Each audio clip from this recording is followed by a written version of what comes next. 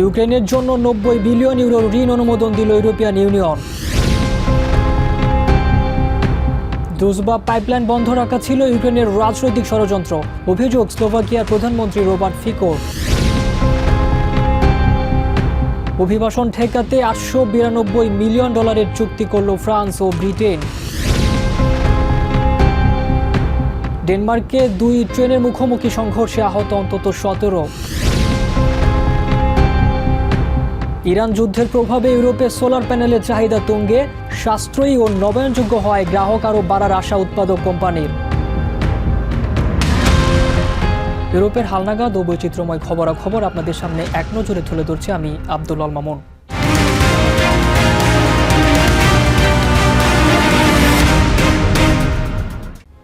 ইউক্রেনকে শক্তিশালী করতে এবং রাশিয়ার উপর চাপ বাড়াতে 90 বিলিয়ন ইউরোর বিশাল ঋণ প্যাকেজ আনুষ্ঠানিকভাবে অনুমোদন দিয়েছে ইউরোপিয়ান ইউনিয়ন।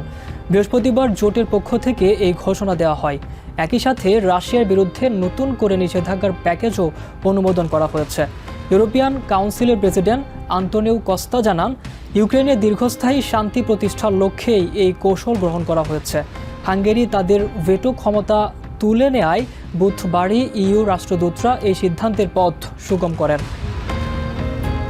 দীর্ঘ কয়েক মাসের অচলাবস্থার পর দ্রুজবা পাইপলাইনের মাধ্যমে স্লোভাকিয়ায় পুনরায় অপরিশোধিত তেল সরবরাহ শুরু হয়েছে। বৃহস্পতিবার দিবাগত রাত থেকে এই সরবরাহ কার্যক্রম চালু হয়, যা স্লোভাকিয়ার জ্বালানি সংকট নিরসনে একটি গুরুত্বপূর্ণ পদক্ষেপ। তবে এই ঘটনাকে নিছক কোনো কারিগরি ত্রুটি নয়, বরং ভূ রাজনৈতিক ষড়যন্ত্রের অংশ হিসেবে দেখছেন স্লোভাকিয়ার প্রধানমন্ত্রী রবার্ট ফিকো। তিনি মনে করেন, পাইপলাইনটি ক্ষতিগ্রস্ত হয়নি, বরং ইউক্রেন এটিকে রাজনৈতিক হাতিয়ার হিসেবে ব্যবহার করেছে। স্লোভাকিয়ার জ্বালানি সংকট নিরসনে একটি বড় মাইলফলক হিসেবে বৃহস্পতিবার পুনরায় শুরু হয়েছে দ্রুজবা পাইপলাইনের তেল সরবরাহ। কয়েক মাসের দীর্ঘ অচলাবস্থার অবসান ঘটলেও প্রধানমন্ত্রী রবার্ট ফিকো বিষয়টিকে কেবল কারিগরি ত্রুটির সমাধান হিসেবে দেখছে না। তার মতে, পাইপলাইনটি আসলেই ক্ষতিগ্রস্তই হয়নি, বরং ইউক্রেন এটিকে ভূরাজনৈতিক লড়াইয়ের একটি কৌশলগত হাতিয়ার হিসেবে ব্যবহার করে আসছিল। তবে তেল সরবরাহ আবার শুরু হলেও যুদ্ধের ময়দানে অস্থিতিশীল পরিস্থিতির কারণে ইউক্রেন আবার সরবরাহ বন্ধ করবে কিনা তা নিয়ে সন্দিহান স্লোভাকিয়ার প্রধানমন্ত্রী। ভোর 2টায় পাইপলাইন খুলে দেওয়া থেকে এটি স্পষ্ট যে পাইপলাইনটি ক্ষতিগ্রস্ত হয়নি। এটি ভূ রাজনৈতিক সংগ্রামের একটি হাতিয়ার ছিল।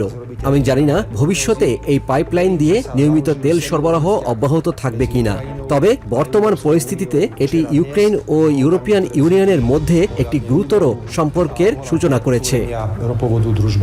ইউক্রেনের মাধ্যমে রাশিয়ার তেল সরবরাহ বন্ধের এই ঘটনাটি কয়েক মাস ধরে ইউরোপের জ্বালানি পরিস্থিতিতে তীব্র উত্তেজনার সৃষ্টি করে।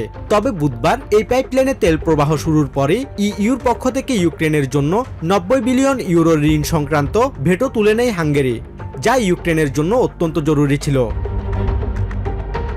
এদিকে মস্কো বলছে, বিশ্ববাজারে তেলের দাম স্থিতিশীল রাখতে রাশিয়া তাদের সরবরাহ অব্যাহত রেখেছে। ক্রেমলিনের মুখপাত্র দিমিত্রি পেসকভ জানিয়েছেন, ইরান যুদ্ধের কারণে বিশ্ব জ্বালানি খাতে যে সংকট তৈরি হয়েছে তা মোকাবিলায় রাশিয়া যথাযথ ভূমিকা রাখছে। রাশিয়া নিয়মিত তেলের যোগান দিয়ে যাচ্ছে এবং বাজারের ভারসাম্য রক্ষার চেষ্টা করছে। বিশ্ববাজারে চাহিদা বাড়ছে অথচ সরবরাহ কমছে। এমন পরিস্থিতিতে আমাদের বাড়তি কোনো উদ্যোগ নেই। আমরা কেবল বর্তমান সরবরাহ ব্যবস্থা স্থিতিশীল রাখার চেষ্টা করছি। জ্বালানি তেল নিয়ে বৈশ্বিক সংকটের মাঝে দ্রুজবা পাইপলাইনে তেল সরবরাহ আবার শুরু হওয়ায় হাঙ্গেরি ও স্লোভাকিয়া সহ ইউরোপের জন্য কিছুটা স্বস্তি এনে দেবে বলে আশা করা হচ্ছে। Basudev Nath, TVN 24 news desk. British channel দিয়ে অবৈধ অভিবাসন ঠেকাতে ফ্রান্সের সাথে $892 মিলিয়ন 3 বছর মেয়াদী নতুন একটি চুক্তি স্বাক্ষর করেছে ব্রিটেন। ক্রমবর্ধমান অভিবাসন সংকট মোকাবিলায় এই অর্থ মূলত ফ্রান্সের উত্তরের সৈকতগুলোতে নিরাপত্তা বৃদ্ধি ও মানব পাচারকারীদের নেটওয়ার্ক ভাঙার কাজে ব্যবহৃত হবে। বৃহস্পতিবার ব্রিটেনের স্বরাষ্ট্রমন্ত্রী শাবানা মাহমুদ এবং ফ্রেঞ্চ স্বরাষ্ট্রমন্ত্রী লরেন নুনেজ এই ঐতিহাসিক চুক্তিতে স্বাক্ষর করেন। নতুন এই চুক্তির একটি অংশ সরাসরি ফলাফলের উপর নির্ভর করবে বলে জানিয়েছে ব্রিটিশ কর্তৃপক্ষ। অবৈধ অভিবাসন রুখতে ফ্রান্সের সাথে 3 বছর মেয়াদী $892 মিলিয়ন এক নতুন চুক্তি করেছে ব্রিটেন। এই বিশাল অঙ্কের প্রায় 500 মিলিয়ন পাউন্ড মূলত ফ্রান্সের উত্তরাঞ্চলীয় সৈকতগুলোর নিরাপত্তা নিশ্চিত করতে ব্যয় করা হবে। পরিকল্পনার অংশ হিসেবে সেখানে আইনশৃঙ্খলা রক্ষাকারী বাহিনী, গোয়েন্দা এবং সামরিক বাহিনীর প্রায় 1100 সদস্য মোতায়েন করা হবে, যা চ্যানেলে অভিবাসীদের ছোট নৌকার ঝুঁকি নিয়ন্ত্রণে কার্যকর ভূমিকা রাখবে বলে আশা করা হচ্ছে। বৃহস্পতিবার হওয়া নতুন এই চুক্তির শর্ত অনুযায়ী 160 মিলিয়ন পাউন্ড তখনই দেয়া হবে যদি নতুন গৃহীত ব্যবস্থাগুলো অবৈধ পারাপার ঠেকাতে কার্যকর বলে বিবেচিত হয়। ব্যর্থ হলে 1 বছর পরেই এই বিশেষ অর্থায়ন বন্ধ হয়ে যাবে। ব্রিটেনের স্বরাষ্ট্রমন্ত্রী শাবানা মাহমুদ এই চুক্তিকে মানব পাচারকারী চক্রের বিরুদ্ধে লড়াইয়ের বড় পদক্ষেপ হিসেবে দেখছেন। I'm particularly pleased that in this new agreement we will see an upwards of 40% uplift in law enforcement officers. French কর্তৃপক্ষ জানিয়েছে চুক্তির ফলে তাদের উপকূলীয় নজরদারি ব্যবস্থা আরও শক্তিশালী হবে। ফ্রেঞ্চ স্বরাষ্ট্রমন্ত্রী লরেন্ট নুনেজ জানান, উপকূলের সুরক্ষায় নিয়োজিত কর্মীর সংখ্যা 900 থেকে বাড়িয়ে 1400 করা হচ্ছে। সবচেয়ে গুরুত্বপূর্ণ হলো আমাদের উপকূলীয় নজরদারির জন্য জনশক্তি বৃদ্ধি করা। আমরা কর্মীর সংখ্যা 53% বাড়াচ্ছি। মোট 1400 কর্মী এখন উপকূলীয় সুরক্ষায় পুরোপুরি নিয়োজিত থাকবে, যা নিশ্চিতভাবেই অবৈধ পারাপার রোধে অত্যন্ত তাৎপর্যপূর্ণ ভূমিকা রাখবে।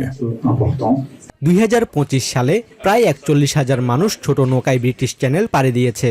এই নতুন চুক্তি ব্রিটেনের বর্তমান আবাসন সংকট মোকাবিলায় কার্যকর ভূমিকা রাখবে বলে আশা করছেন সংশ্লিষ্টরা। Basudev Nath, TVN 24 news desk. ডেনমার্কের রাজধানী কোপেনহেগেনে দুটি ট্রেনের মুখোমুখি সংঘর্ষে অন্তত 17 জন আহত হয়েছেন। বৃহস্পতিবার ভোরে হিলেরোড ও কাগেরারাপের মধ্যবর্তী লাইনে এই দুর্ঘটনা ঘটে। কর্তৃপক্ষ জানিয়েছে আহতদের মধ্যে 5 জনের অবস্থা আশঙ্কাজনক, যাদের দ্রুত হেলিকপ্টারে করে হাসপাতালে সরিয়ে দেওয়া হয়েছে। ট্রেন দুটিতে মোট 38 জন যাত্রী ছিলেন। দুর্ঘটনার পরপরই উদ্ধারকর্মীরা ঘটনাস্থলে পৌঁছে উদ্ধার কাজ শুরু করেন। স্থানীয় বাসিন্দারা এই ঘটনাকে ছোট ওই জনপদের জন্য একটি বড় ট্র্যাজেডি হিসেবে বর্ণনা করেছেন। ডেনিশ পুলিশ জানিয়েছে দুর্ঘটনার প্রকৃত কারণ উদ্ঘাটনে ইতিমধ্যে উচ্চ পর্যায়ের তদন্ত শুরু হয়েছে। ইরান যুদ্ধের জেরে বিশ্বজুড়ে জ্বালানি বাজারে অস্থিরতা ও দাম বৃদ্ধির প্রভাবে ইউরোপে রুফটপ সোলার সিস্টেমের চাহিদা ব্যাপকভাবে বেড়েছে। যুদ্ধ শুরুর পর থেকেই জ্বালানি সাশ্রয় এবং বিদ্যুৎ খরচের হাত থেকে বাঁচতে সাধারণ মানুষ বিকল্প শক্তির দিকে ঝুঁকছে। জার্মানি, ব্রিটেন ও নেদারল্যান্ডসের মতো দেশগুলোতে সোলার প্যানেলের অর্ডার 3 থেকে 4 গুণ পর্যন্ত বৃদ্ধি পেয়েছে বলে জানিয়েছে সংশ্লিষ্ট কোম্পানিগুলো।